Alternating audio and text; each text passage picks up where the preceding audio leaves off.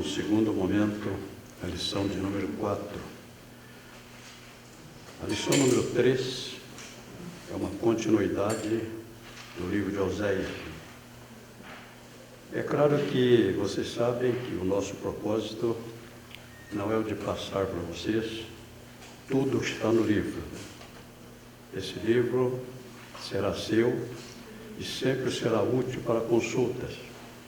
Então nós vamos, como de costume, fazer alguns destaques importantes que servem para a nossa vida espiritual.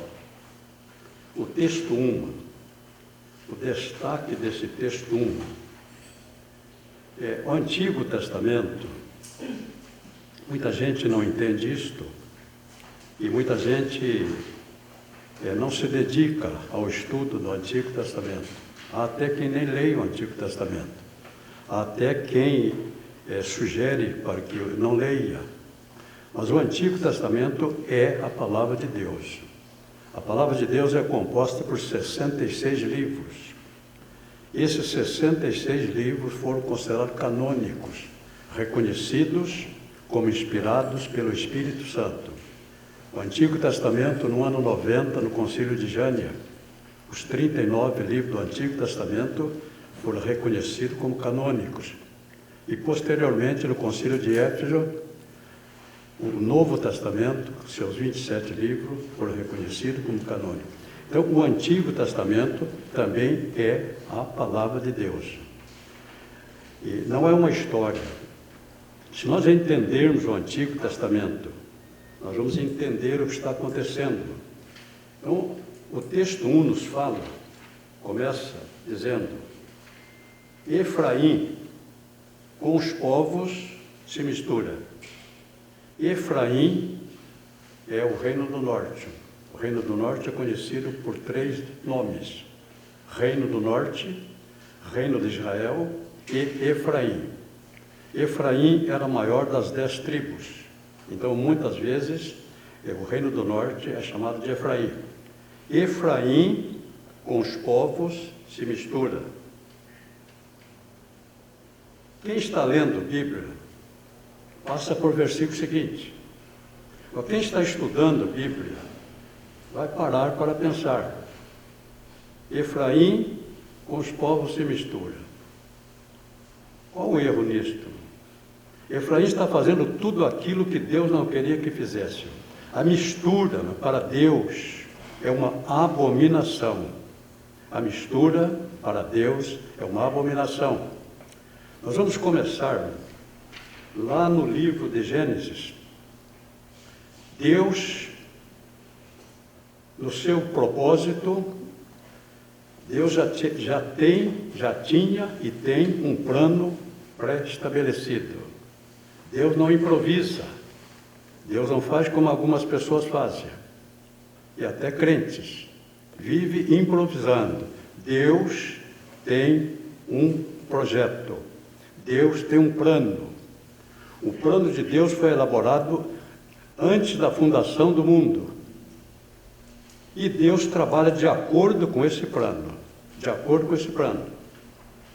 Então, quando Ele criou o homem, já estava no propósito de Deus, que lá por volta do ano de 1991, Ele escolheria um povo. Dentre todos os povos da terra, Ele escolheria um povo. E esse povo seria Israel. Então Deus precisava, no propósito de Deus, há um cordeiro que foi morto desde a fundação do mundo. Um cordeiro que foi morto desde a fundação do mundo. Deus tinha um plano. Deus trabalharia em cima desse plano. E para trazer ao mundo seu filho, o projeto de Deus, Ele teria que trazer uma linhagem reta, uma genealogia reta. E logo no começo acontece um incidente. Um dos filhos de Adão segue o mal, matou seu irmão. Caim, a descendência do Caim vai ser a descendência rebelde, maligna, fugitiva de Deus. Caim fugiu da presença de Deus. E agora, então, o outro filho, Caim matou Abel, e no lugar do Abel nasceu Sete. Agora, de Sete, Deus vai formar a genealogia de Sete. Será uma genealogia justa, santa. E Deus vai trabalhar nesse sentido. Não permitir a mistura. A mistura afronta a Deus. A mistura afronta a Deus. Deus abomina a mistura. Então, começa a formar duas genealogias. Adão gerou Sete, Sete gerou Enos, Enos gerou Malael gerou Jared, Jared gerou o quinto na sequência, Jared gerou Enoque. Sexta geração. Enoque é o sétimo, depois de Adão. E ele faz parte da sexta geração. No capítulo 4 de Gênesis, nós temos a genealogia maligna de Caim. A genealogia do mal de Caim.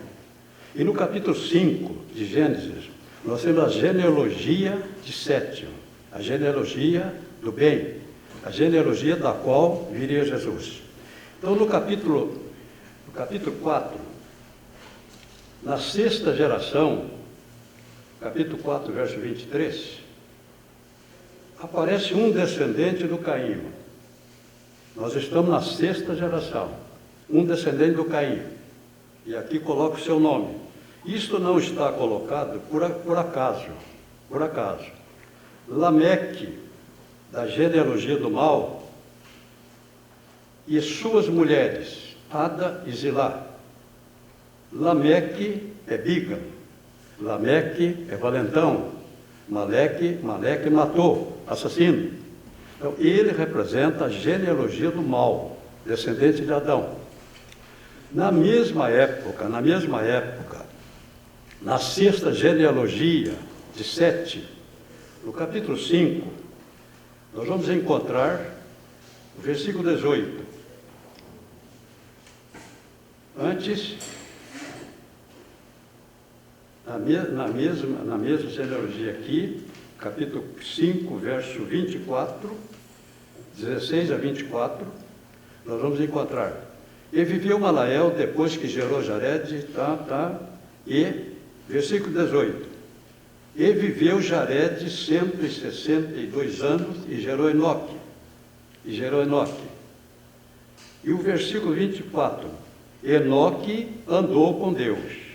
Enoque andou com Deus, e não se viu mais, porquanto Deus para si o tomou. Na sexta geração, as duas linhagens estavam bem distantes uma da outra. Na sexta geração, a linhagem do Caim, representada por Lameque, era um homem valentão, um homem bígamo, pecador, pecaminoso. E na mesma geração nós temos o Enoque. Enoque andou com Deus. Essas duas genealogias caminhavam de forma paralela. Eu aprendi em geometria que duas linhas paralelas só se encontram no infinito. Duas linhas paralelas só se encontram no infinito. E como não existe o infinito, duas linhas paralelas jamais vão se encontrar. Jamais vão se encontrar. Este era o propósito de Deus, que as duas genealogias não se misturassem. A mistura abomina Deus. Agora nós vamos ver que na 10ª geração, a situação está bem complicada.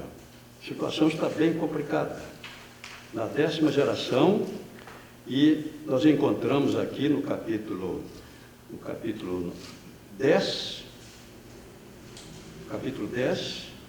nós encontramos que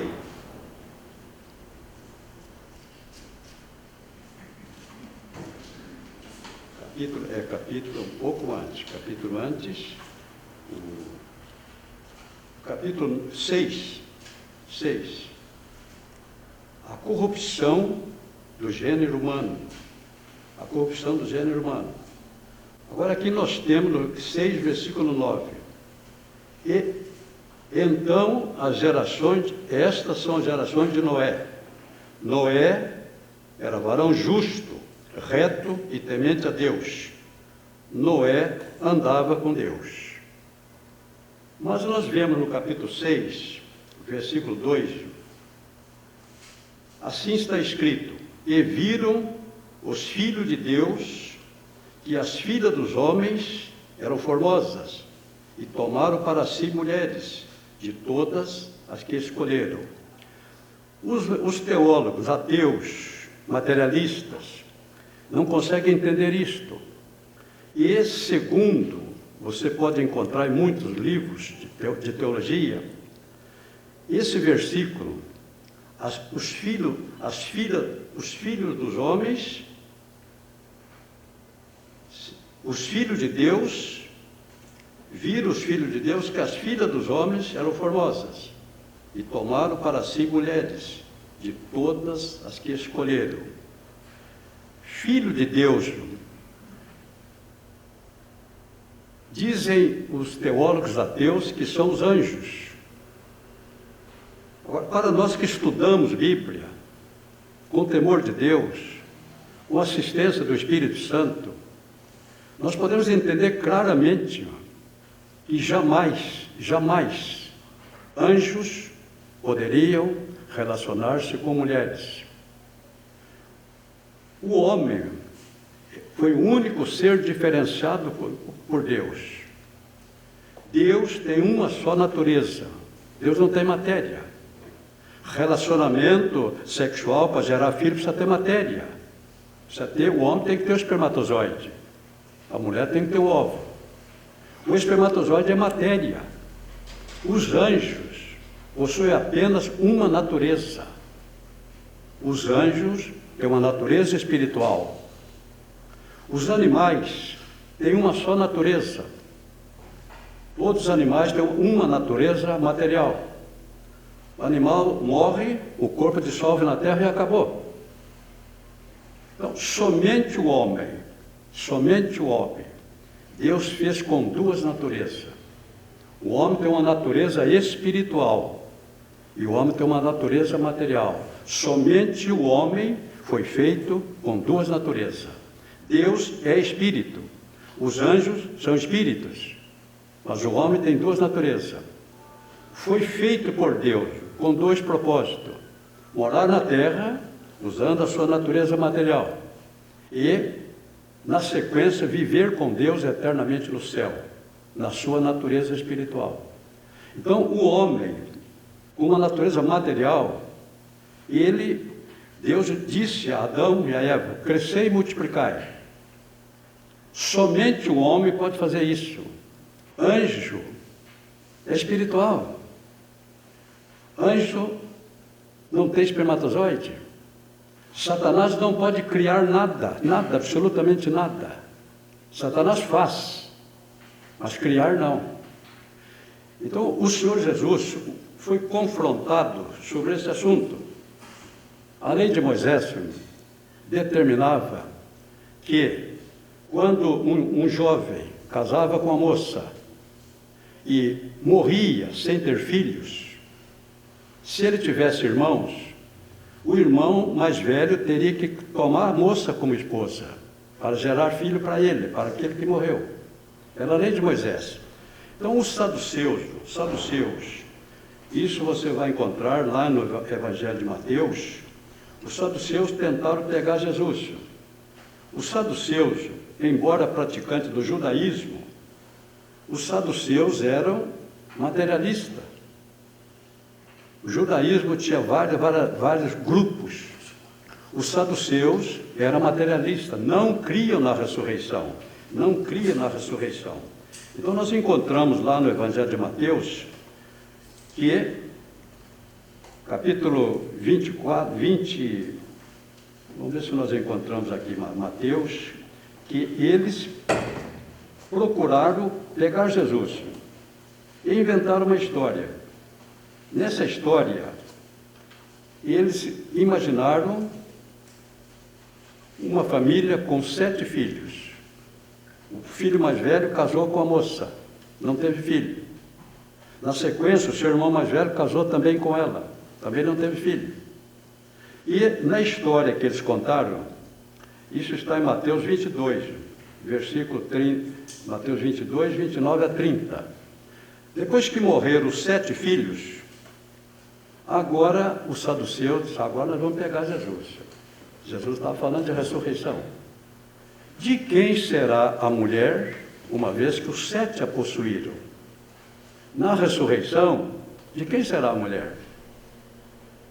Mas quando os saduceus estavam indo com a farinha, Jesus já tinha o pão pronto.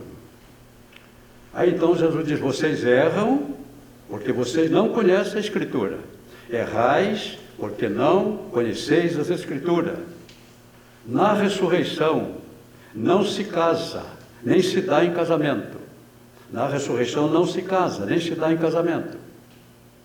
Então Jesus desfez isto, desfez a ideia de que poderia haver relacionamento entre seres espirituais com o homem.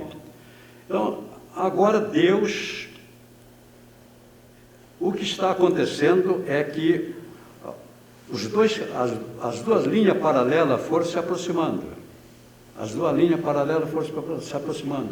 É tudo que Deus não quer que aconteça com a igreja. É tudo que Deus não quer que aconteça com a igreja. O mundo segue numa linha. A igreja segue numa linha paralela. Agora, encontrar é tudo que Deus não quer. É tudo que Deus não quer. E no tempo do Noé, Deus ainda encontrou um homem justo. Deus ainda encontrou. Está escrito aqui que Noé era um homem justo e temente a Deus. Se Deus não encontrasse nenhum homem justo, o plano de Deus acabava. Mas Deus é onisciente. Deus é onipotente. E Deus ainda tinha na terra um homem fiel, uma família fiel. Então, o dilúvio foi a causa remota do dilúvio, foi a mistura da descendência de Abel, de Sete, com a descendência de Caim. A causa remota do dilúvio foi esta. As duas descendências se encontraram. Era tudo que Deus não queria. Agora, através de Noé, Deus vai formar Deus vai dar continuidade à genealogia de Sete. De Noé nós chegamos a Abraão. Abraão, Isaque, Jacó. De Abraão, Isaque e Jacó, Deus vai formar a nação de Israel. E através da nação de Israel, Deus traria o seu filho. Então, a mistura abomina Deus. A mistura abomina, é uma abominação diante de Deus. O capítulo Bíblia é um contexto. E as pessoas que leem Bíblia não sabem o que estão perdendo. Eles leem, mas não estudam, não sabem o que estão perdendo. É possível ler isso aqui, passou para frente, passou para o versículo seguinte, não encontrou nada. Para mostrar, o Antigo Testamento não é um livro de história. O Antigo Testamento não é um livro ultrapassado. O Antigo Testamento é a palavra de Deus.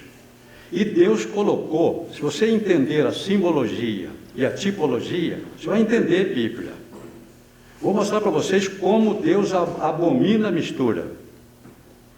Quem lê Deuteronômio, capítulo 22, versículo 9 e 10, estando lendo Bíblia, ele passa para frente, mas não vai entender nada. Mas há coisas aqui que parece que não tem explicação, parece que não tem importância.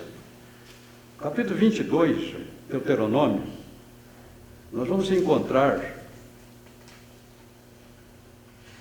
no versículo 9 e 10, 9 e 10. Deuteronômio 22, 9 e 10. Versículo 9. Não semearás a tua vinha de diferente espécie de semente, para que se não profane o fruto da semente que semeares e a novidade da vinha. Pronto. Você passa para o versículo seguinte. Deus proibiu, se eu tenho um pedacinho de terra, se eu semeasse milho, eu não poderia semear feijão. Num pedaço de terra, tinha que semear apenas uma semente. Não podia misturar semente de espécie diferente. Isto aqui está dizendo que Deus não se agrada da mistura. O judeu nunca entendeu isto.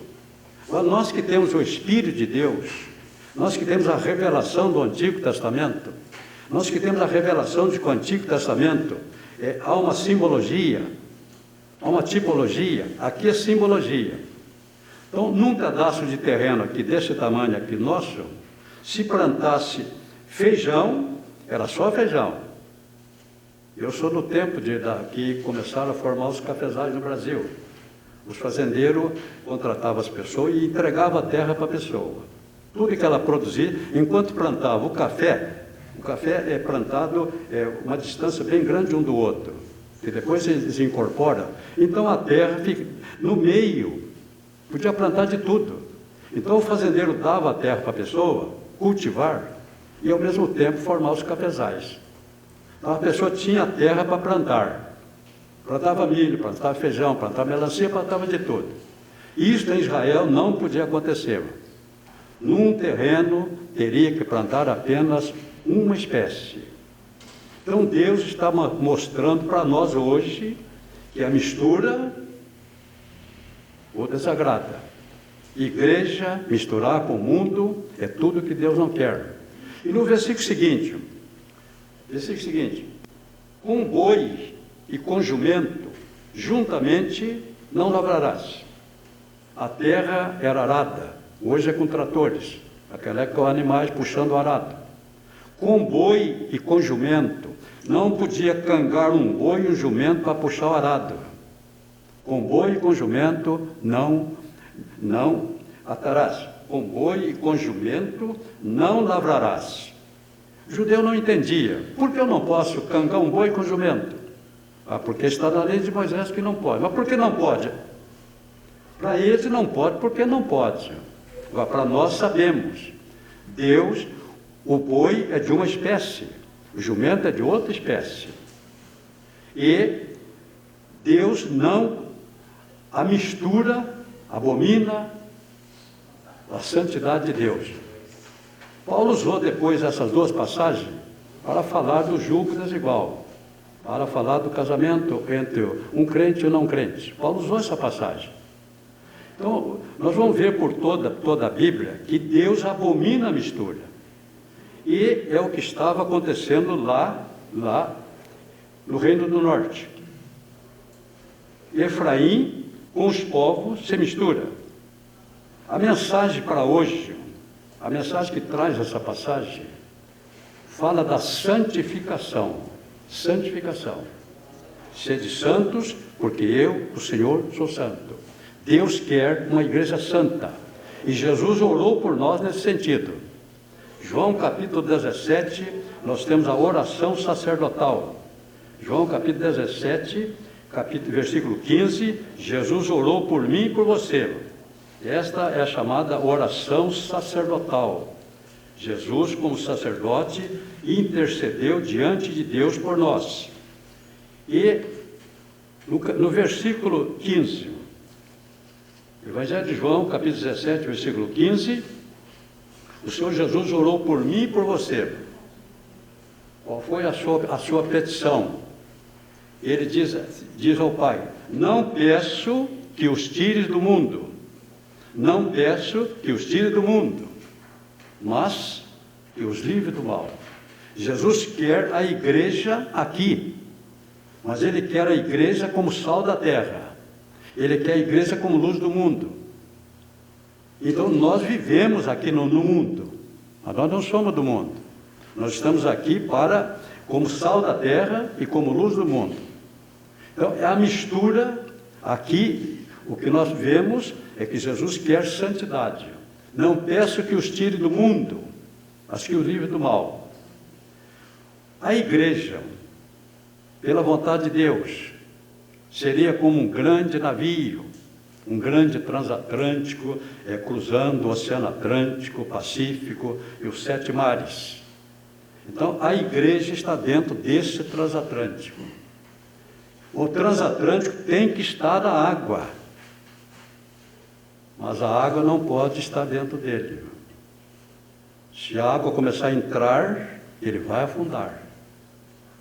É assim que ele quer a igreja. Nós estamos no mundo, mas não somos do mundo. E Jesus disse, não peço que os tire do mundo, não. Agora, santidade significa que você está no navio. O navio está na água, a igreja está na terra, está no mundo. Mas a água não pode entrar no navio, senão o navio afunda. Deu para entender? O assunto aqui, o destaque desse texto é a santificação, sem a qual ninguém verá o Senhor. Aqui nós podemos aplicar Êxodo capítulo 19, versículo 6, quando Deus, no Sinai, pretendia fazer uma aliança com Israel. Deus chamou Moisés no monte e deu a Moisés, revelou a Moisés o seu projeto. Ele queria tomar aquele povo para ser o seu povo. Mas Deus exigiu 3 condições. Deus não tomou o povo sem que o povo soubesse qual era a exigência de Deus. E no capítulo 19, versículo 6, uma das três exigências, que Israel fosse um povo santo. Que Israel fosse um povo santo. Então, esta foi uma das exigências de Deus para tomar Israel para ser seu povo. Israel mandou a resposta para Deus. Diga a Deus que nós aceitamos. Mas hoje, Israel não é hoje o povo de Deus. Hoje é a igreja. Mas o propósito de Deus com a igreja é o mesmo. As três exigências que Deus colocou para Israel: um reino sacerdotal, uma nação santa e um povo escolhido, especial, um povo especial. As três mesmas exigências. Abra sua Bíblia na primeira epístola de Pedro, capítulo 2. As três mesmíssimas exigências. 1 Pedro 2 e 9. Aqui neste versículo, 1 de Pedro 2 e 9, e Êxodo, capítulo 19, versículo 6, você vai identificar as três mesmas exigências. Então, para a igreja, mas vós sois uma geração eleita, o sacerdócio real, a nação santa, geração eleita, sacerdote real, nação santa. Então, para a igreja, assim como para Israel, aplica-se Eclesiastes 9:8. Eclesiastes 9:8. Isto aqui está no Antigo Testamento, mas não era só para Israel, não. Eclesiastes 9:8 também se aplica para a igreja, para mim e para você. Eclesiastes 9, versículo 8. Em todo tempo, não é só na semana de ceia, não. Em todo tempo, não é só no tempo de pandemia, não. Em todo tempo, sejam alvos as tuas vestes, e nunca falte o óleo sobre a tua cabeça. Sejam alvas as suas vestes. Fala de santidade. Então, este é o grande destaque aqui deste primeiro caso de texto, que se nós fôssemos nos aprofundar aqui, nós não ia sair do primeiro texto, não. Mas nós temos ainda que andar mais um pouquinho. Então, aqui, em consequência do pecado, a mistura. Primeira consequência: com a mistura, o povo de Deus perde a sua identidade. Com a mistura, o povo de Deus perde a sua identidade. Efraim é como um bolo não virado. Efraim é como um bolo não virado. Quem está lendo Bíblia, passa para frente. Mas quem está estudando Bíblia, vai ter que procurar entender por que Efraim é como um bolo não virado. Para que serve um bolo não virado? Ele queimou por baixo, ele está cru em cima. Ele não serve para nada. Ele está queimado por baixo e é cru por cima. Então, a contaminação, a partir do momento que Efraim deixou de viver uma vida santa, Efraim não serve mais para nada. Mas ainda mais aqui, a mistura enfraquece a substância original. Oséias 7, 9. Estrangeiro lhe devoraram a força. Estrangeiro lhe devoraram a força. A mistura enfraquece a substância original. Eu sou do tempo, lá em Minas Gerais, cidade pequena, não havia não havia a mordomia que nós temos hoje. Hoje você compra o leite já embaladinho, prontinho. Naquela época, o sitiante próximo da cidade tirava o leite e ia vender de casa em casa. Então eles entravam pela rua, novamente dois latões de leite, colocavam no lombo do animal, um latão de um lado, um do outro, ou então ia de carroça, charrete. E à medida que o leiteiro ia passando, as pessoas iam comprando leite. Levava lá um vasilho, encheu o litro. Até aí tudo bem. Mas havia alguns leiteiros desonestos. Colocavam um pouco de água no leite. A aparência é a mesma. E ninguém tinha condições de examinar se estava misturado. A mãe, quando dava mamadeira para o filho, pensava que estava dando leite para o filho, mas estava dando uma mistura de leite com água. Então, isto é um mal. A mistura enfraquece a substância original. A mistura enfraquece a substância original.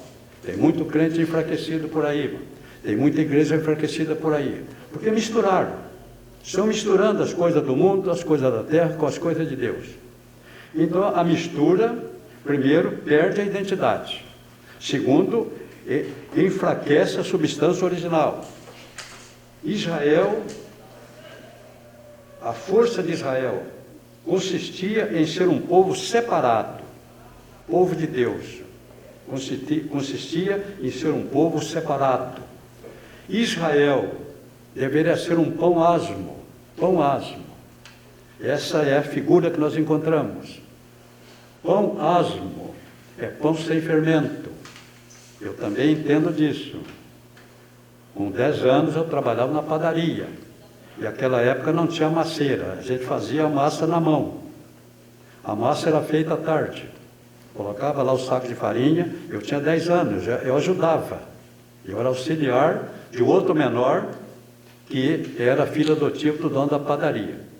Então, à tarde nós íamos lá fazer a massa. Se fizesse, depois que a massa está bem amassada, colocava o fermento. E deixava a massa até mais ou menos 9 horas da noite. Aí nesse período eu dormia um pouco. Aí voltava lá a noite inteira na padaria. De manhã para a escola. Saía da escola meio-dia, dormia um pouco, às 3 horas tinha que ir para a padaria. E essa história de que menor não pode trabalhar, alguma coisa está errada. E eu nasci trabalhando. E, além de nascer trabalhando, eu nunca tirei férias. Estou aqui. Ainda com um segundo detalhe. Nunca passei pelo médico. Nunca fiz uma consulta médica. Nunca tomei uma injeção. Então, ao que parece, essa história hoje de proteger o menor pode fazer de tudo, roubar, matar, de tudo. Ela não pode trabalhar. Alguma coisa está errada. Esse erro em Israel não havia. Todo menino tinha que estudar e aprender uma profissão. Enquanto estudava, aprendia uma profissão. Jesus estudou e aprendeu a profissão do pai deles, carpinteiro. Paulo estudou, sendo rico, ele também aprendeu uma profissão. Depois, se o jovem não conseguisse fazer um curso superior, ele tinha uma profissão. Aqui no Brasil está tudo errado. O jovem fica lá até 20, 25 anos, não consegue passar no vestibular, não tem profissão, pronto. Então, em Israel é o povo de Deus já. Deus soube cuidar de Israel. O Paulo um dia precisou da profissão dele. Ele era rico, o pai dele era rico, mas agora, no campo missionário, ele precisou da profissão. E ele trabalhava, fazia tenda. Então, aqui, a gente sai um pouquinho do assunto, mas isso, às vezes, ajuda vocês. Então, aqui, a mistura pode criar, assim, Israel deveria ser um pão asmo. Pão asmo é um pão pequeno. Se nós deixássemos lá a massa lá, sem colocar fermento, à noite nós íamos fazer o pão. Mas o pão ia ficar pequenininho. Nós deixávamos a macieira pela metade, quando chegava lá, a macieira estava derramando. Porque o fermento faz com que a massa cresça.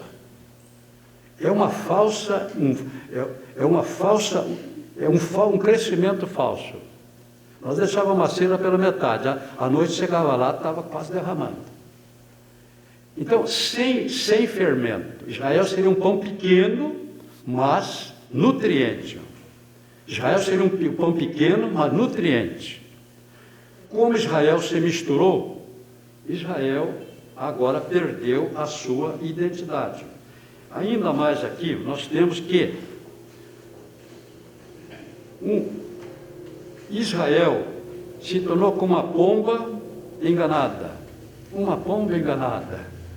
Israel era um país agro-pastoril. Quem, como eu, nasceu na roça, entende melhor as coisas. Quem já foi criança,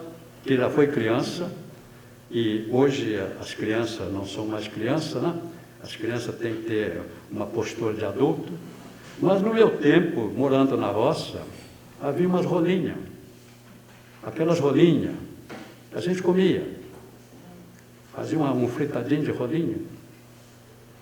E eu agi dessa maneira. Como enganar uma pomba? Israel era uma pomba enganada. Então havia uma armadilha que nós chamávamos de arapuca. Acho que vocês nunca ouviram. A gente fazia uma armadilha assim, tal, e colocava um pauzinho aqui para mantê-lo em pé, aqui um cordel, uma linha, amarrava a linha nesse aqui, a gente ficava escondido lá atrás de uma moita e colocava comida dentro da arapuca. Aí as pombinhas vinham, de repente achou comida de graça. E as pombinhas iam com certo receio e tal, depois começava a entrar. A gente estava só esperando lá, enganar a pomba. Aí depois que tinha 3, 4 pombas, a gente puxava aqui, puxou a cordinha, o suporte aqui, a pomba, pronto. Enganamos as pombas, pegamos todas. Então Israel é como uma pomba enganada. Israel foi atrás da idolatria. Israel foi enganado pelo inimigo. Israel se tornou como um arco enganoso. Naquela época o instrumento era o arco. O arco é enganoso. Hoje é o fuzil com a mira torta. Você seguindo, você vai atirar pela mira, mas a mira está enganosa, a mira está torta. Aí você aponta para lá, mas já vai para cá. Então Israel errou o alvo. Tudo isso aqui, você encontra nesse texto. No capítulo 8, o castigo está próximo. Deus é longânimo, Deus é misericordioso, mas Deus também é justo. O castigo estava próximo. Deus usou o profeta Oséias. O profeta Oséias, o povo não deu ouvido ao profeta. Deus usou o profeta Oséias para mandar um recado para o reino do norte. Nós falamos na aula passada. O recado é que Deus ia tratar o reino do norte num primeiro momento, como a traça. Como a traça. E eu mostrei para vocês que a traça é um inseto que come roupa. Mas a traça, para destruir uma peça de roupa, ela leva muito tempo. Primeiro ela faz um furinho, depois outro, depois outro. Se deixar, ela vai destruir a roupa. Então Deus disse, olha, contra Samaria, eu vou agir primeiro com uma traça. A história conta.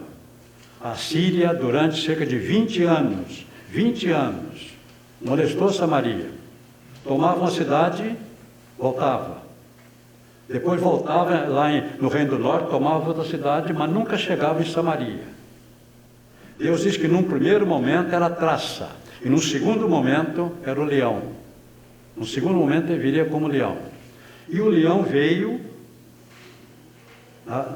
aqui. A águia é um dos símbolos da Assíria.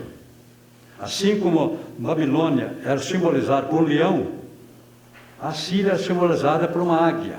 Então está dizendo aqui que põe a trombeta à tua boca, ele vem. Põe a trombeta à tua boca, ou seja, avisa o povo. Avisa o povo. A trombeta era sempre para avisar. Quando a sentinela trocava uma trombeta, alguma coisa está errada. Aí todo mundo corria para ver o que estava acontecendo. Põe a trombeta à tua boca. Ele vem como águia. Agora ele vem. Era tempo do leão chegar, da águia chegar. E a Síria chegou. Mas a Samaria, uma cidade fundada por Onre, o pai do Acabe, Onre reinou 12 anos, mas ele construiu Samaria. Ele construiu Samaria num monte, numa montanha. Samaria é uma cidade fortificada. E Samaria foi cercada por 3 anos. Segundo Reis, capítulo 17, versículo 5. Segundo Reis, capítulo 17, versículo 5. Agora o profeta está dizendo, agora ele vem como águia contra a casa do Senhor, porque transpassaram o meu concerto e rebelaram contra a minha lei. Em 2 Reis, capítulo 17, versículo 5, a águia chegou. Agora ele vem. A águia chegou. Estava avisado. Deus não age sem avisar. Deus não vai agir sem avisar. Primeiro ele manda avisar. Ele levantava os profetas para isso. Ninguém vai ser surpreendido pelo arrebatamento da igreja. Deus está mandando avisar. Os pregadores, os homens de Deus estão avisando. Ele vai vir, ele vai vir. E lá o profeta está dizendo, eles virão. Virão primeiro como traça, devagar, mas no final eles vão chegar com tudo. Agora eles chegaram. 2 Reis, capítulo 17, versículo 5, chegaram, sitiaram a cidade. A cidade era muito difícil de ser conquistada. Sitiaram a cidade. Porque o rei da Síria subiu por toda a terra e veio até Samaria e cercou 3 anos. 3 anos de cerco. Mas estava dito que Samaria ia cair. O exército da Síria ficou 3 anos sem conseguir destruir a cidade. Mas o profeta Osés havia profetizado. Ele vem como águia contra a casa do Senhor, porque transpassaram o meu concerto e se rebelaram contra a minha lei. Não foi falta de aviso. Não foi falta de aviso. Deus continua sendo o mesmo. Deus não quer surpreender ninguém. Jesus não quer surpreender a igreja.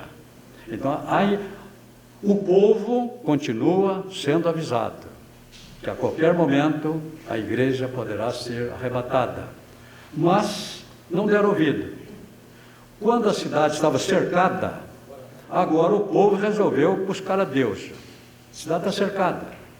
Aí o povo foi à procura de Deus, levou seu gado, mas era tarde demais. Era tarde demais. Agora a sentença já estava prolatada.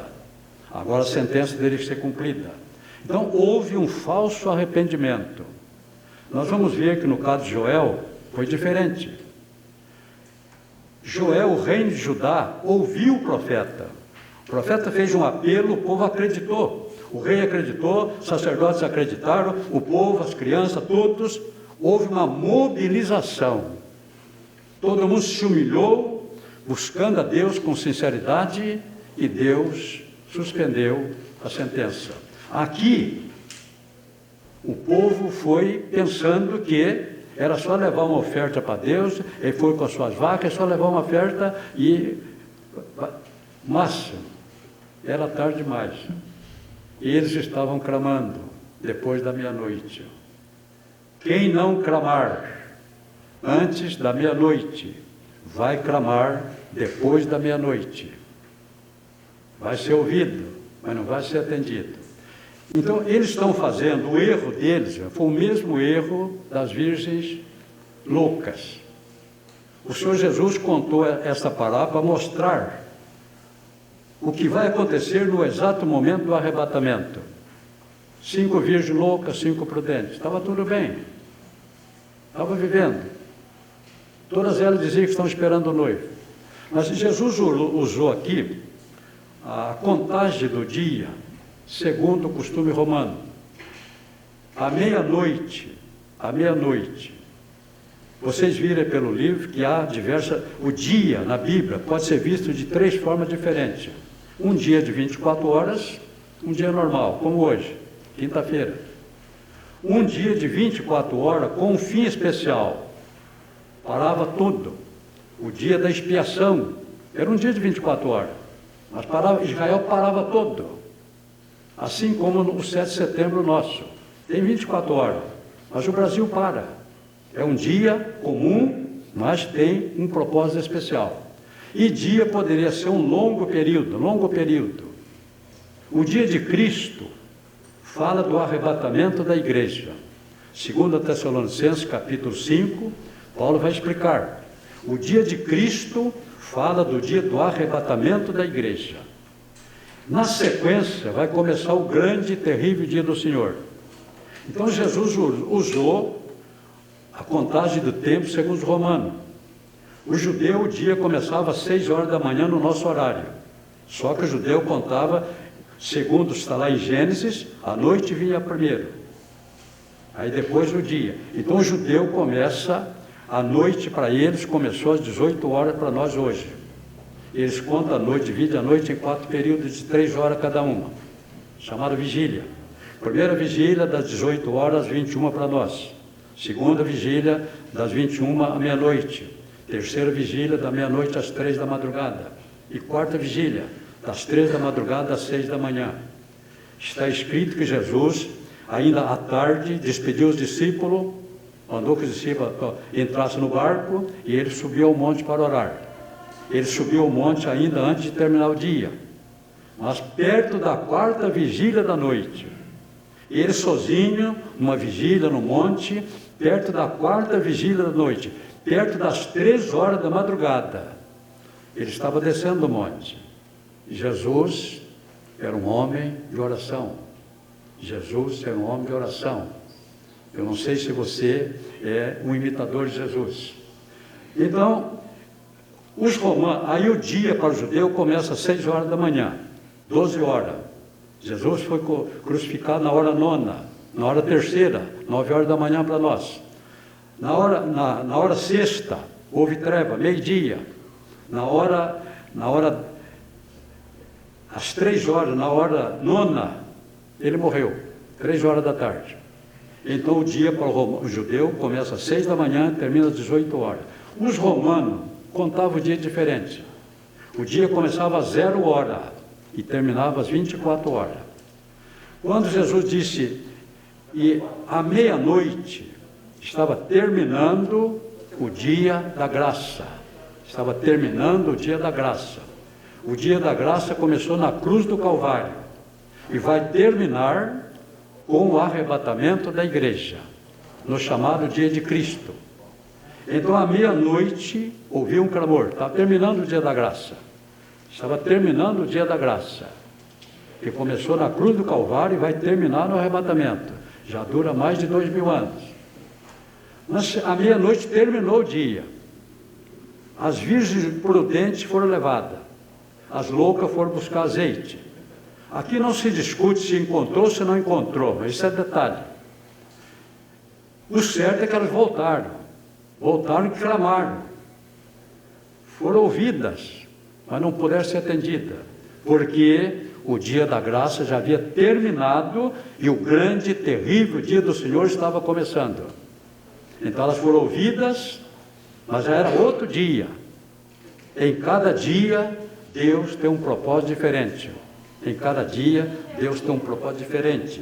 Então, tudo isso aqui, nós podemos ver aqui que Israel clamou, mas clamou tarde demais.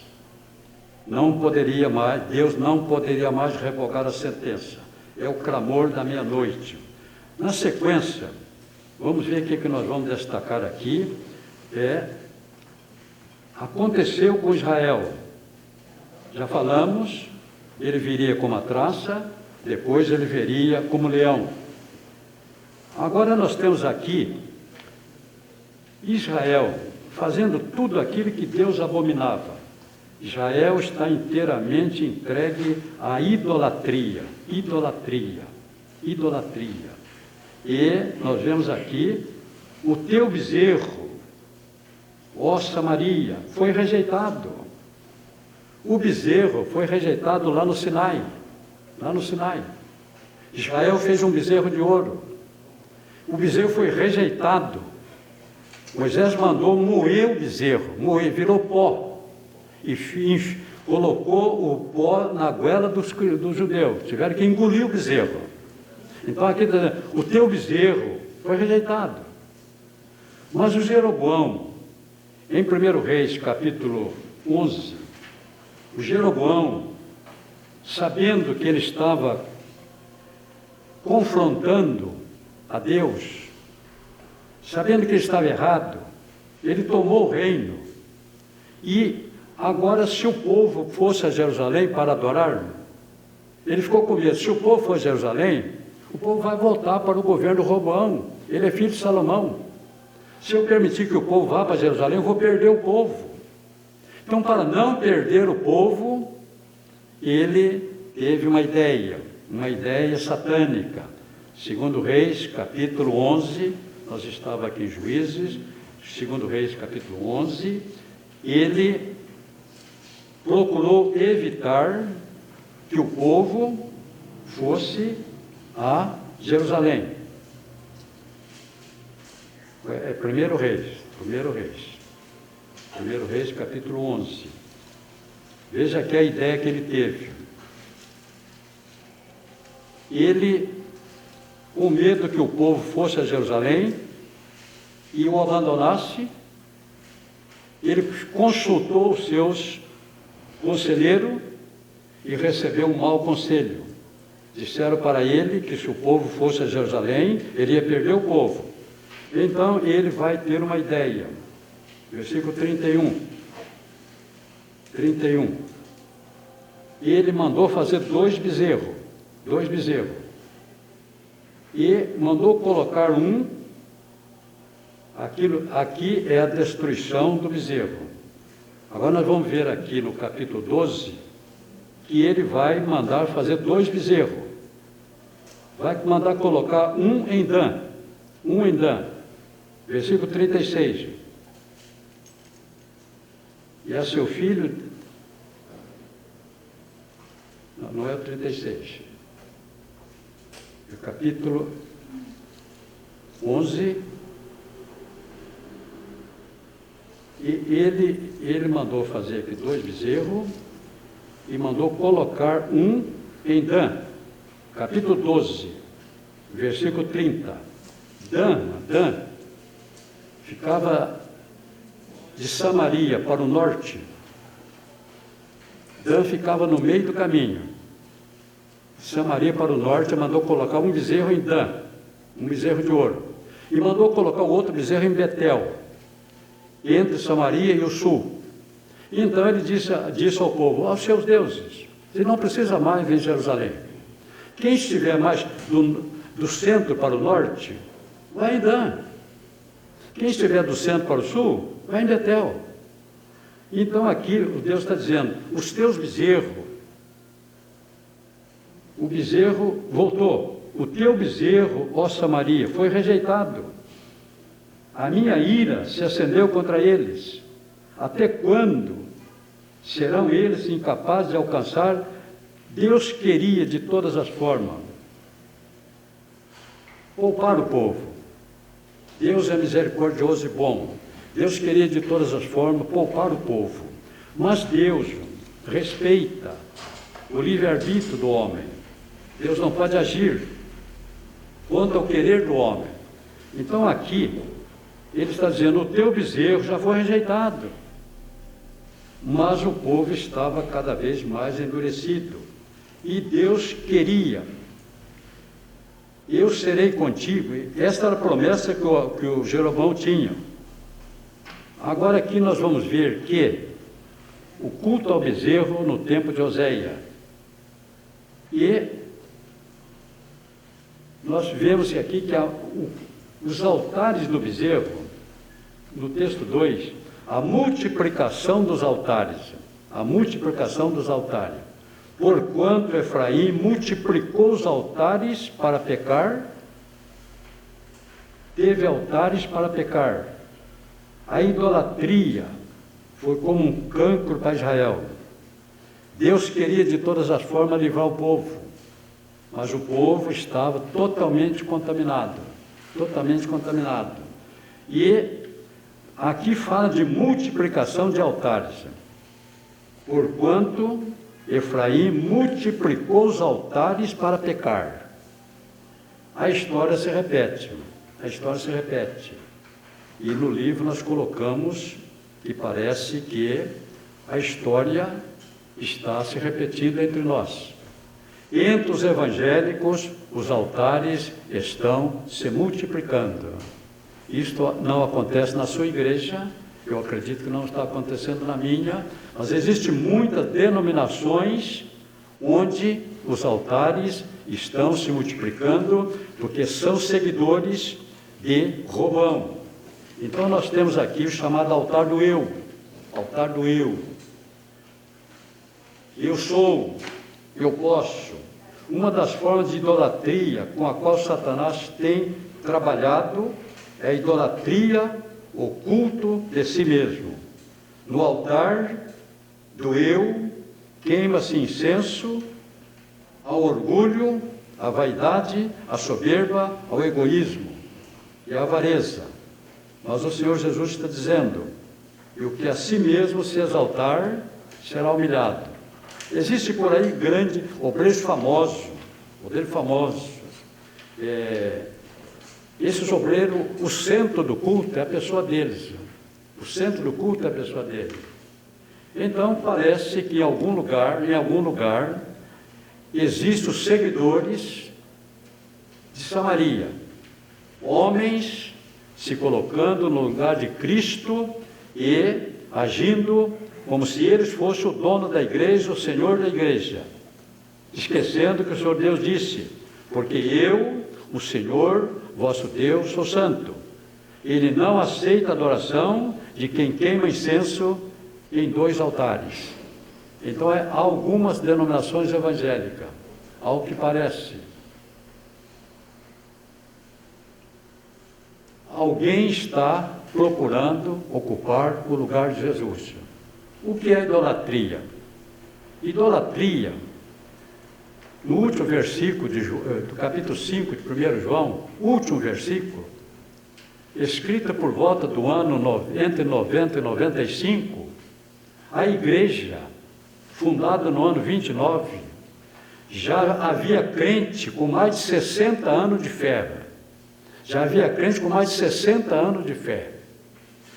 crentes com mais de 60 anos de fé não iam adorar ídolo de ferro, de metal, de barro. É claro que não. Mas o apóstolo João diz, filhinhos, guardai-vos dos ídolos. Ídolo é tudo aquilo que ocupa o lugar de Deus na nossa vida.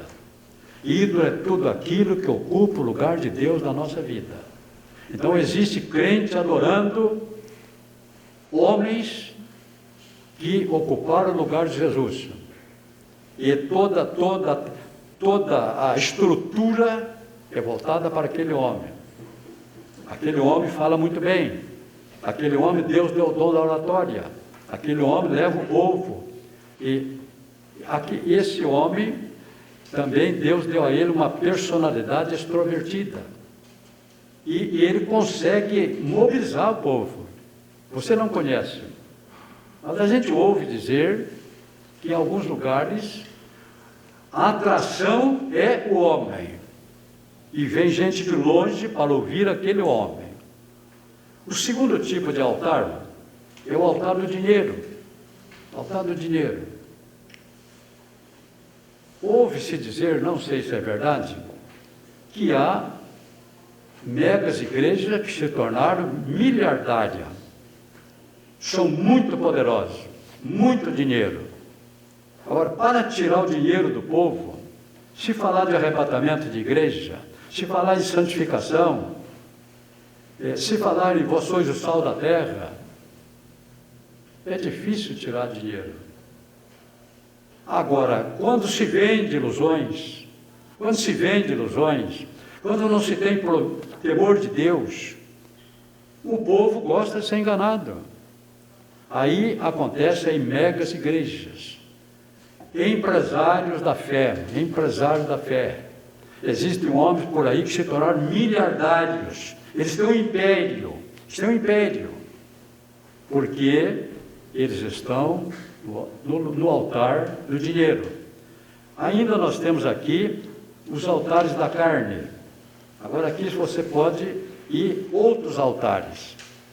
Perceba que Bíblia é isso, a gente vai conversando, o assunto vai aparecendo. Então, a idolatria ainda está arraigada no meio do povo. A tendência do povo é a idolatria. O povo quer ver para crer. Mas nós queremos crer para ver. Nós estamos aqui crendo para vermos as coisas acontecer. Agora, o povo gosta de ser enganado. Se nós não tivermos nada atraente para mostrar, a nossa igreja vai crescer, mas vai crescer devagar. Agora, se nós tivermos o que mostrar de agradável aos olhos do homem, a história poderá ser outra. Então, no capítulo, o castigo é inevitável. Capítulo 9, o castigo é inevitável. Deus quer de todas as formas que o homem vá morar com ele. Então, Deus coloca todas as condições. Mas a grande maioria parece que prefere ir com o outro, né? Então Deus, eu vou comentar aqui um versículo com vocês, estamos chegando ao fim de Oséias, mas tem versículo que passa, às vezes, lê Bíblia, capítulo 12, verso 1. Quem está lendo Bíblia? Efraim se apacenta de vento e segue o vento leste. Todo dia multiplica mentira e a destruição e faz aliança com a Síria, ponto e vírgula. E o Egito e o azeite se leva ao Egito. O azeite se leva ao Egito. Israel era um povo, praticava agricultura e pecuária. Israel sobrevivia de agricultura e pecuária, agropastoril. Então Israel na pecuária, o que a Bíblia fala de gado grande é bois, vacas, gado pequeno, carneiro, cabrito. Israel produzia muito gado, carneiro, cabrito. Israel tinha lã para exportar. Israel, e na agricultura, Israel produzia 3 coisas: oliveira, figueira e videira. Videira, Israel produzia um vinho muito bom, vinho para exportação. Na figueira, o figo era um produto de exportação. Mas aqui o Egito não estava interessado nos bois, nas vacas, no leite, no queijo, não estava interessado nisto. O Egito não estava interessado em figo. O Egito não estava interessado em vinho. O Egito queria de Israel o azeite. Pronto, você está lendo a Bíblia. Passou para frente. Agora, vamos parar para pensar na simbologia bíblica. O Egito simboliza o mundo. O Egito simboliza o mundo. Satanás, lá no caso de Moisés, representava o faraó, representava Satanás. Egito é o mundo, faraó Satanás. Aí Moisés vai com uma figura de Cristo. E o Arão na figura do Espírito Santo. Então a batalha ali foi Moisés contra o faraó. É Jesus contra Satanás. Então o Egito simboliza o mundo. E aqui está dizendo que o Egito queria levar todo o azeite de Israel. Nós temos vinho? Não, o vinho não estamos interessando. Nós temos... não estamos interessados. Nós temos excelentes figos? Não estamos interessados. De vocês, nós queremos todo o azeite. Agora, se eu estou lendo a Bíblia, isso aqui não significa nada. Azeite é símbolo do Espírito Santo. Sem azeite, os reis eram ungidos com azeite. Os profetas eram ungidos com azeite. Os sacerdotes eram ungidos com azeite. Se Israel ficasse sem azeite, se o Egito levasse todo o azeite, Israel não teria rei, Israel não teria sacerdote, Israel não teria profeta. É isso que o inimigo está querendo da sua igreja. Você pode ter muita coisa, mas ele quer o azeite. Ele quer tirar o poder de Deus que existe entre nós. Ele quer de todas as maneiras que o Espírito Santo nos deixe. E se nós começarmos a negociar com o Egito, nós vamos ficar sem azeite. Certamente que muitas denominações evangélicas já ficaram sem o azeite. Não tem mais vida espiritual. Não tem mais rei, não tem mais profeta, não tem mais sacerdote. Não tem mais vida espiritual. Na sua igreja, ainda tem azeite? Na sua vida, ainda tem azeite? Você está negociando com o faraó? Você está negociando com o Egito?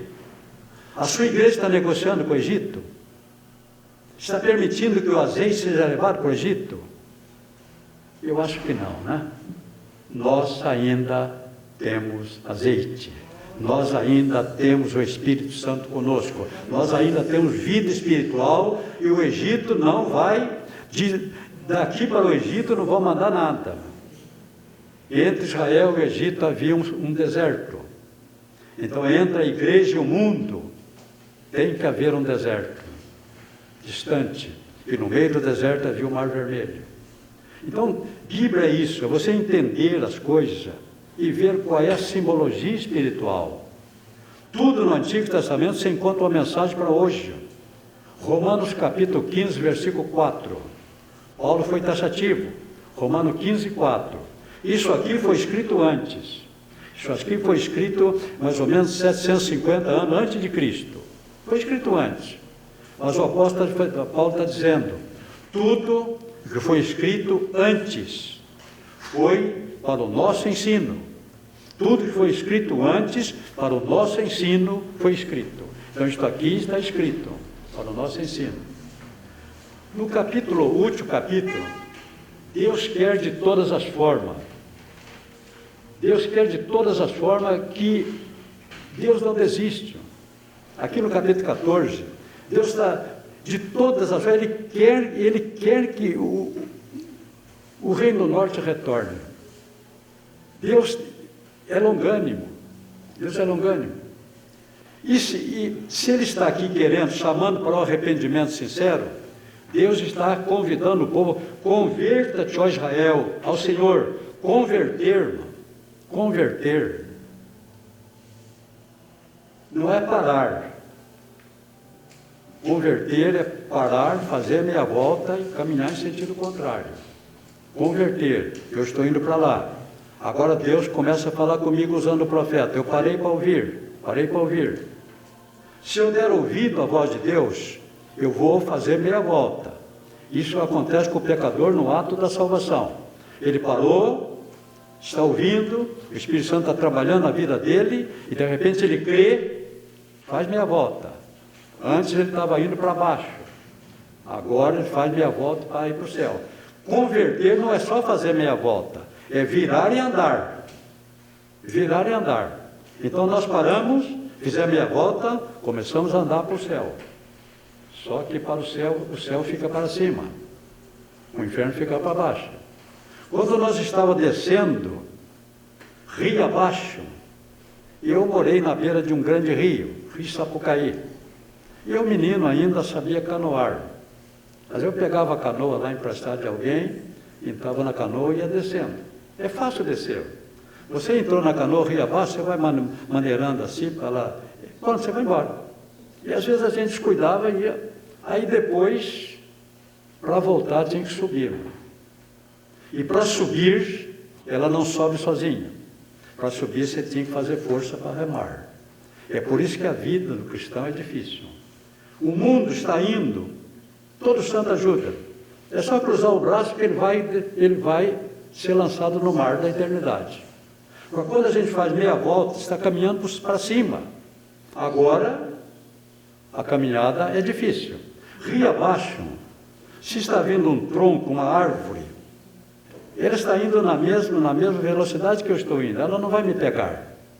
Se está indo um cavalo morto, um boi morto, rio abaixo, ele não vai me atropelar. Nós estamos caminhando na mesma velocidade. Agora, quando você faz meia volta, de repente você está subindo e lá vem uma árvore. De repente você está subindo, lá vem um boi morto rodando. Agora você tem que andar com cuidado. Você tem que aprender, você tem que ter sabedoria. Se você for bater de frente com o boi, a sua canoa vai afundar. Então a vida espiritual não é fácil. Nós estamos caminhando para cima. Sobre nós vem tudo quanto é sorte de dificuldade. Mas Deus insistiu até o fim.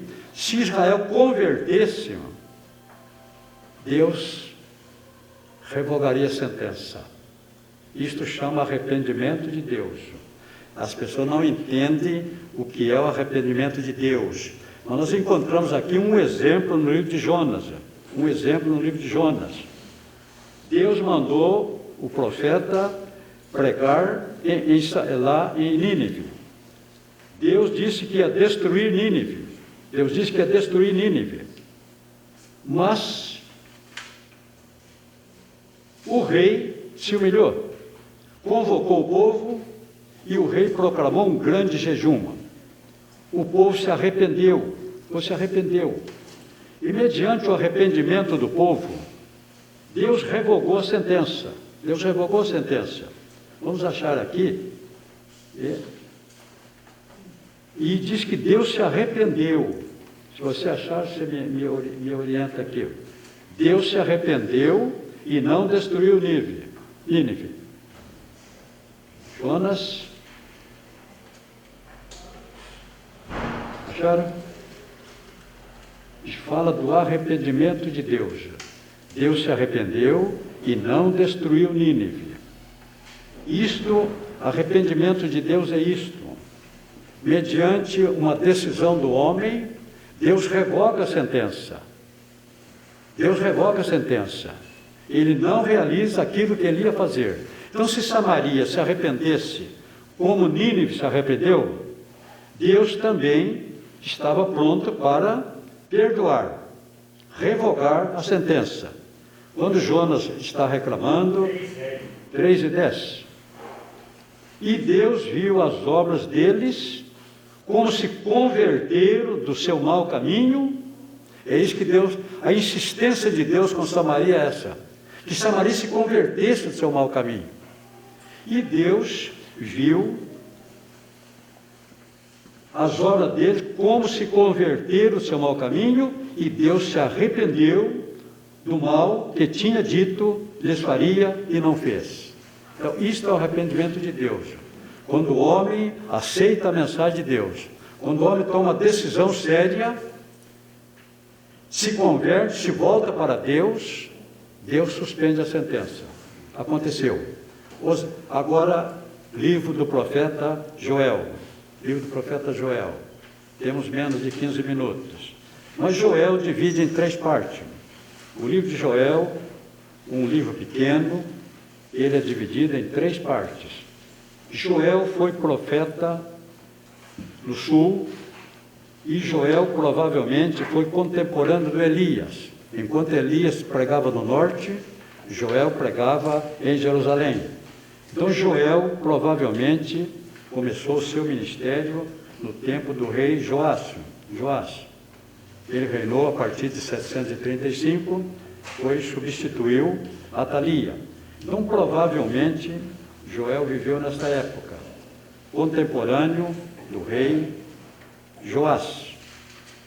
O livro de Joel divide em 3 partes. Primeira parte, o presente. Aqui nós temos o episódio da praga dos gafanhotos. A segunda parte, ele fala do dia do Senhor. O dia do Senhor é iminente. O dia do Senhor é iminente. Não é eminente, é iminente. Então, o dia do Senhor é iminente, está para acontecer, é iminente. Pode acontecer a qualquer momento. Então, aqui, no caso de Joel, e a terceira parte, fala do futuro, é uma projeção para o futuro. O livro de Joel, ele vai falar sobre o dia do Senhor, o grande e terrível dia do Senhor. Quando se fala em dia de Cristo, nós estamos falando do dia do arrebatamento. 2 Tessalonicenses 5:2. Dia de Cristo, arrebatamento. Na sequência, começa o chamado grande e terrível dia do Senhor. Esse dia deverá durar cerca de 1000 anos. Sobre o dia do Senhor, se nós formos falar com vocês agora, quando chegarmos no livro de Sofonia, 3 capítulos, o assunto central de Sofonia é o grande e terrível dia do Senhor. Tudo que Joel fala aqui, Sofonia vai falar. Então, se nós formos falar sobre o dia do Senhor, quando chegarmos logo na frente com o Sofonia, nós não vamos ter mais o que falar. Ainda mais, o Zacarias fala do grande e terrível dia do Senhor. Amós também fala do grande e terrível dia do Senhor. Então, sobre o grande e terrível dia do Senhor, nós falaremos, nós temos 2 livros, Apocalipse e Escatologia. Então, quando chegarmos em Sofonia, 3 capítulos, o assunto central é o grande e terrível dia do Senhor. Então vamos ficar em Joel, no capítulo 1 de Joel. Aqui nós vamos ver, no capítulo 1, Reino do Sul, aqui é Jerusalém. O Reino do Sul Deus não poderia destruir, e Deus não destruiria. Mas sempre que precisava corrigir, Deus corrigia. Está escrito lá em Hebreus: o pai corrige o filho a que ama. Então, quando era necessário destruir o reino, como ele fez com Samaria, Deus não podia. Deus é fiel. E ele fez uma aliança com Davi. Esse reino não acabaria. Mas sempre, no tempo do cativeiro, Deus teve que aplicar 70 anos de cativeiro. E aqui nós estamos num período bem anterior. E Deus aqui vai usar, para corrigir o povo, Deus vai convocar um exército. Mais poderoso, muito mais poderoso do que o exército de Babilônia. Muito mais poderoso do que o exército da Síria. Muito mais poderoso do que os nossos exércitos atuais. E esse exército aqui, quando recebe uma ordem de Deus, eles destroem tudo. A ordem era acabar com toda a vegetação de Judá.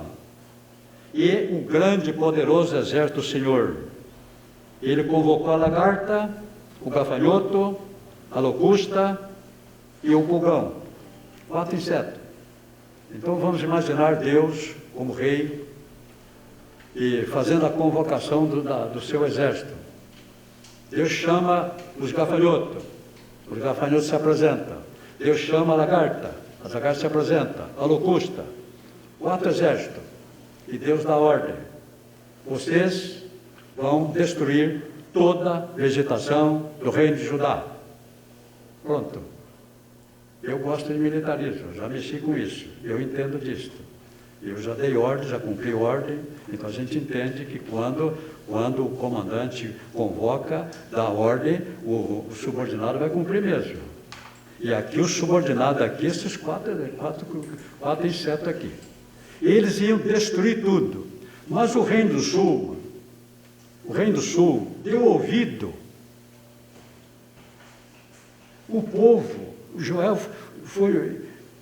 ele fez um apelo para o povo. Os gafanhotos vinham destruindo tudo, ia destruir tudo. Mas o Joel fez um apelo ao povo. O rei acreditou, os sacerdotes acreditaram. Os homens, mulheres e crianças deram ouvido ao profeta, convocando uma grande campanha para clamar pela misericórdia. No norte não houve arrependimento. Deus não pôde fazer nada, mas no sul houve. E, ouvindo o clamor do povo, o jejum do povo, o gemido do povo, Deus revogou a sentença. Esse mesmo exército que recebeu uma ordem para avançar, agora vai receber uma ordem para meia volta. E o exército fez meia volta. E Deus deu a ordem para que eles seguissem em direção ao mar. Só a água pode deter esse exército. Só a água. Caindo na água, eles morrem. Então Deus, meia volta, em direção ao mar, em direção do mar, e cuidou tudo. Deus revogou a sentença. Deus revogou a sentença. Agora, Deus continua dando ordens. Deus continua. Em Malaquias, capítulo 3, versículo 6, ele diz: eu, o Senhor, não mudo. Eu, o Senhor, não mudo. Então, o nosso Deus ainda dá ordens. E em Mateus capítulo 17, não é Mateus capítulo 17, vamos achar aqui, parece que é Machado. Nós vamos ver aqui que Jesus, o que foi feito no tempo de Oséia, no tempo de Joel, Jesus vai repetir. Aqui, no capítulo, deixa eu achar.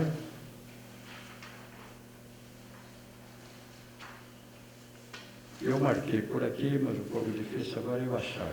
É aquele episódio em que os cobradores de impostos encontraram Pedro em Cafarnaum. E disseram para Pedro se o seu mestre não pagava o tributo. É capítulo 17 de Mateus, versículo 24 ao versículo 27. Você já leu isso aqui muitas vezes. Agora, uma coisa é ler Bíblia, a outra coisa é estudar a Bíblia. Eles encontraram Pedro e perguntaram: o vosso mestre não paga a didracma? Todo judeu a partir de 20 anos, era obrigado a pagar esse imposto para Roma. Um estáter valia 4 dracmas, 4 dias de trabalho. Todo judeu com mais de 20 anos era obrigado a pagar esse imposto. E Pedro estava sem dinheiro. Pedro não pertencia àquela religião do altar, colocando o dinheiro no altar. Pedro estava sem dinheiro. E certamente ele sabia que Jesus também estava. Chegando em casa, eu tenho a impressão que o Pedro não ia falar nada. Mas Jesus se antecipou. Agora, Jesus não era um homem. Ele conheceu o pensamento do Pedro, ele não era um homem. Como é que ele soube disto? Como é que ele soube que o Pedro foi interpelado lá na praça e agora o Pedro tinha um recado, mas o Pedro não queria dar o recado? Como é que Jesus soube? Jesus como homem, perceba que no batismo nas águas no Jordão, o Espírito Santo desceu sobre ele. Tudo que Jesus fazia era pelo poder do Espírito Santo que estava nele. Ele conhecia o pensamento das pessoas, mas é por revelação do Espírito Santo. Então o que Jesus fazia, você também pode fazer. O Espírito Santo que estava com Jesus, hoje habita dentro de você. Então, os milagres que ele fazia é pelo poder do Espírito Santo que estava nele. Quando ele conhecia o pensamento da pessoa, é pelo poder do Espírito Santo que estava nele. Como homem, ele não poderia fazer isto. Se ele fizesse como homem, Satanás interpelaria. Satanás diria a Deus, olha, ele não é o filho do homem, ele não é um homem. Então, tudo que Jesus fazia era pelo poder do Espírito Santo que habitava nele. O que Jesus fazia, você também pode fazer. Agora Jesus se antecipa e pergunta a Pedro: Simão, de quem os homens cobram, o governo cobra o tributo? Dos filhos ou dos... Ele falou, eles que não são filhos. Aí vem então, Jesus era o Filho de Deus. Então eu estou isento. Mas para que não o escandalizemos, aprenda isso. Jesus ia fazer uma coisa que ele sabia que não estava obrigado a fazer, mas para não dar escândalo, não dar o que falar, ele falou, vamos pagar.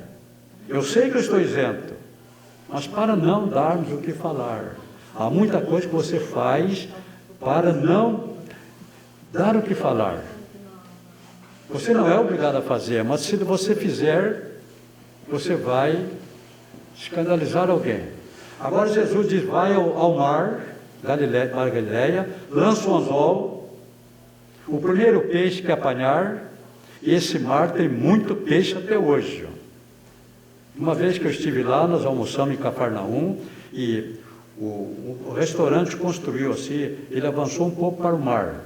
Então a gente está sentado ali, já, almoçando, você está vendo os peixes lá embaixo. Muitos peixes lá embaixo. E até hoje tem muito peixe. Perceba aqui a profundidade desse milagre. Pedro foi lá e jogou o anzol. Havia muitos peixes. Um deles recebeu uma ordem. Ele deveria ir ao fundo do mar e pegar uma moeda.